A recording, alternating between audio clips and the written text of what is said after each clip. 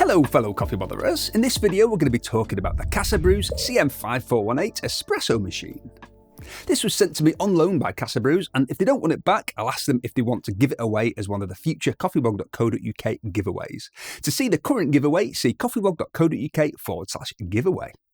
In case you didn't see my Casabrews Ultra review, which will pop up here at the end of this video, Casabrews is one of a few brands that have appeared on the market over the past few years offering low-cost espresso machines. They're mainly OEM machines, meaning that you'll find other brands selling the same or very similar machines under a different brand name, and they'll often quite closely resemble other machines. The Casabrews Ultra, for example, I described as looking like a cross between the Sage or Breville Bambino and Duotemp Pro. The CM5418 looks like a cross between the DeLonghi Dedica and the DeLonghi Dedica. Basically looks like the DeLonghi Dedica.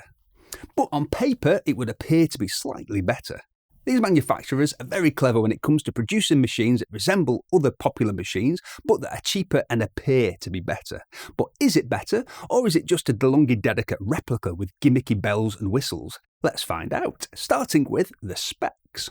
Dimensions: 15 centimeters wide, 30.4 centimeters tall, 31.2 centimeters deep, or 5.9 inches wide, 11.97, let's say 12 inches tall, and 12.28 inches deep.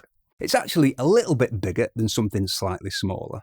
Thermoblock heater, 51mm portafilter with pressurised single and double shot baskets, 20 bar vibration pump, 1 litre or 34 ounce water tank, programmable single and double shot buttons, automatic pre-infusion, pressure gauge, pro steam wand with single hole tip. First impressions. The first thing I thought when I saw this was DeLonghi Dedica. It's definitely reminiscent of the Dedica, especially with the Dedica Arte with the Pro Steam wand. But of course, this has the pressure gauge, and I wouldn't quite go so far as to call it a replica, but it definitely has a similar look.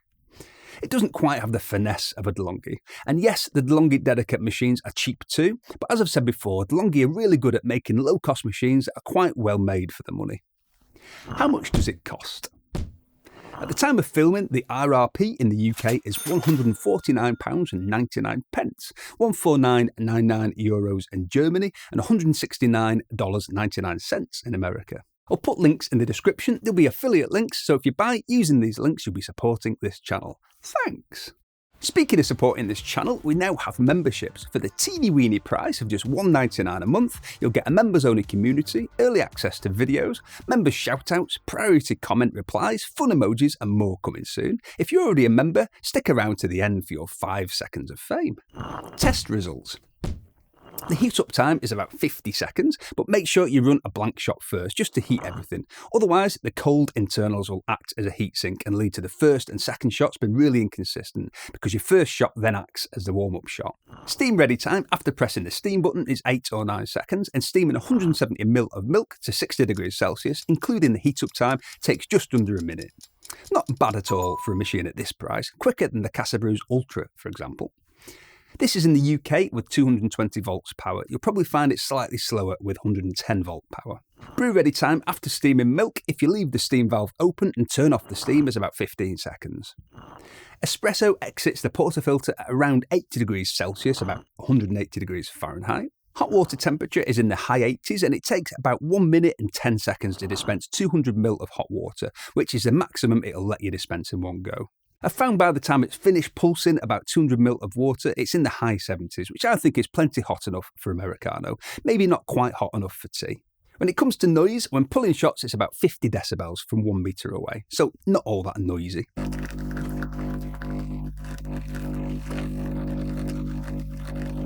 The pump does shake the machine quite a bit though, which is fairly normal for small vibration pump machines. You might have to keep an eye on your cup and make sure it doesn't dance off the drip tray. What does the espresso taste like?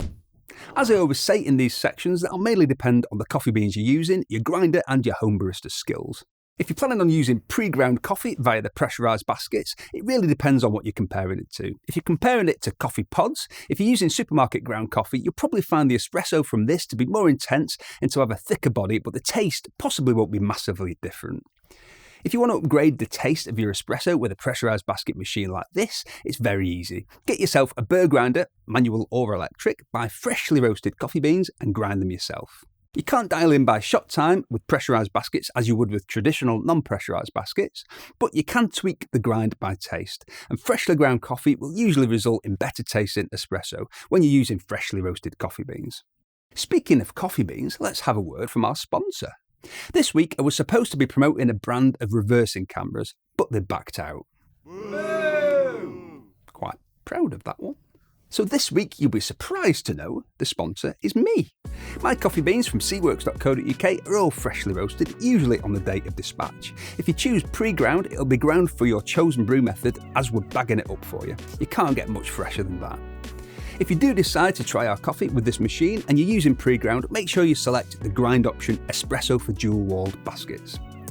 I've been using chocolate brownie blend and dark chocolate and hazelnut Brazil with the pressurised baskets while testing this, and while it's not as tasty as it would be when properly dialed in using standard baskets, it's pretty good, especially as a flat white or cappuccino. But I would say that. Find out for yourself. Use discount code YT25 for 25% off your first order at cworks.co.uk. What's the steam wand like? I'm really impressed with it. Firstly, the steam power is quite impressive for a machine at this price, versus a Dedica about 5 seconds slower to steam 170ml of milk to 60 degrees Celsius, so not much in it. It produces really nice milk texture, but the most impressive thing about it for me is that the milk doesn't seem to stick to it. It acts like a no-burn wand in that regard. The milk just drops off it doesn't stick. Not sure why, but I like it. What's the pre-infusion like? It's pre-brew pre-infusion, about 2.5 seconds of water entering the group at full pressure, a 2.5 second pause, and then it continues with the shot. Does it have a PID? I don't believe it does. In my list of questions that Casabrews answered, they've told me it does have a PID, but I don't think that's right. I'm going to get my espresso engineer friend Radu to take it apart and tell me for sure, and I'll pin that as a comment once I have the answer. You'd usually have to spend a little bit more than this to get a PID. The Casabrews Ultra does have one, as does the Sage or Breville Bambino, DeLonghi Dedica Maestro and the Gadget Espresso. I'll put links to these in the description. There'll be affiliate links, so if you click on these and then buy one of these machines, I'll buy a super yacht. Thanks. Does it have a 3-way solenoid valve? Again, I say no. Casabrews have told me yes, but I'm going to stick my neck out here and say it hasn't. There's no exit anywhere for the 3-way valve, and after back flushing, it takes quite some time for the pressure to drop.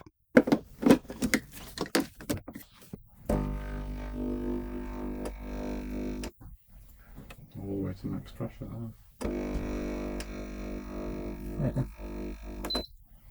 Nothing.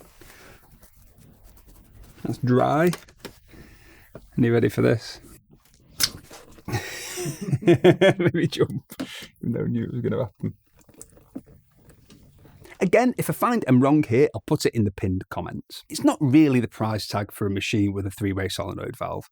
As far as I can tell, it has a spring valve. The water entering the group can be a bit forceful. You might want to use a puck screen like this one, just to protect the puck of coffee, especially if you're using standard baskets. Wait, you can get standard baskets for this?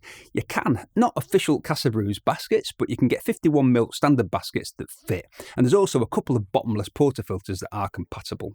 I'll put links in the description, and if you buy one using my link, I'll buy a McLaren so I can drive to my super yacht.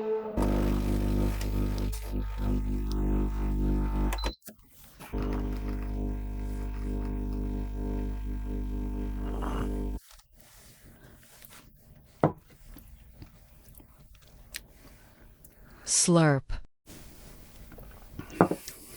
Yeah, night and day. That tastes under-extracted with a pressurised basket. If you're going to buy decent coffee beans, get one of these, or at least get a standard basket. It doesn't have to be bottomless. Pump pressure. This has a 20 bar pump, and as I said for the Casabrews Ultra, this really doesn't matter. Pumps don't create pressure, resistance creates pressure. The bar rating, like 15, 19 or 20 bars, is a maximum pressure under which the pump will continue creating flow. So you can't actually brew at the maximum pressure anyway, as this would imply that there's no flow, and you wouldn't want to either. For pressurised basket espresso, the target pressure in the basket is usually about 12 bars, and for standard basket espresso, it's usually 9 bars or less. So when you see brands suggesting that higher pressure means better tasted espresso, just ignore it, it's marketing nonsense. There is a safety valve, or OPV, that kicks in when I've tested this with a blind disc, but I can't tell what the pressure is, as there's no bar markings on the gauge. I'm guessing it's about 15 bars. So this means that the pressure in the basket is restricted by the valve. You can achieve less than this with a coarser grind size, but you shouldn't be able to achieve more than this as the valve will release the excess pressure. The pressure gauge. The pressure gauge is helpful to a degree. As I've said, there's no bar markings on it, so you don't really know what's going on, but it's helpful from the perspective that if you get a new bag of pre-ground coffee and the needle goes way into the black, out of the optimal range, you'll know that the grind was too fine for the machine. On the other hand, if the pressure needle only goes slightly into the grey area, that gives an indication that your pre-ground coffee is too coarse. If you're grinding your own, then this is going to be a bit more helpful, but still not as helpful as it would be if we actually knew what this related to in terms of bar pressure. Who's this for? As it is out of the box with pressurised baskets, I think this is for anyone who wants a simple way to make espresso and espresso-based drinks using pre-ground coffee. It'll do that, you'll probably save money versus pods, it's really simple to use and it'll produce great milk texture for latte, cappuccino, flat white, etc. If you want to improve the espresso quality, as I've mentioned, get yourself a grinder and grind your own. And if you want to up the quality even more, get a more capable grinder and standard basket so you can dial in for better extraction. Is this better than the DeLonghi Dedica Arte? It's cheaper than the Dedica Arte. I don't think it's a million miles away in terms of build quality, and the performance is very similar, but it does have a really easy to clean steam wand, and it has the pressure gauge, which, as I've said, is helpful to a degree. It's worth noting that Casabrews have only been around for a handful of years, and they don't have the brand history that DeLonghi have. The Dedica is still a cheap machine, but it's among the most reliable for the price.